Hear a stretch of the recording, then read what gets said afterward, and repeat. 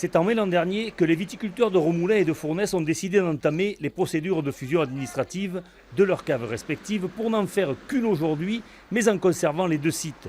Objectif, développer une stratégie commerciale commune et faire quelques économies financières au passage. Il y a eu des pertes de volume de chaque côté.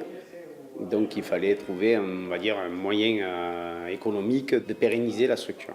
Le fait de se rapprocher, ça nous a renforcé au niveau volume. Ça nous a permis de baisser la moyenne d'âge. Le mariage a fait qu'on a une moyenne d'âge des viticulteurs de 44 ans. Ce viticulteur, qui en ce moment débourgeonne sa vigne, est installé sur Romoulin depuis 1994.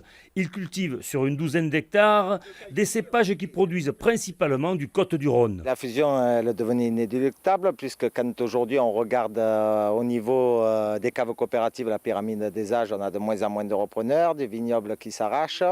La cave de Romoulin et de Fournes était en côte à côte, juste à côté, à 2-3 km, et le vignoble étant sensiblement le même, le rapprochement a été le meilleur qu'il puisse avoir pour les deux caves coopératives pour que la structure puisse continuer à vivre. Bernard Bory et les 50 autres coopérateurs des deux caves désormais réunis ont fait vinifier l'an passé près de 17 000 hectos sur les 350 hectares en rendement. Leur cœur de métier, le Côtes-du-Rhône rouge. Romoulin et Fournes sont des terroirs qui sont assez complémentaires, donc c'est très intéressant. Romoulin un peu plus sur la finesse, Fournes un petit peu plus, on va dire, un peu plus robuste, un peu plus ample. Donc la complémentarité des deux fait qu'à la cave on peut vraiment s'amuser.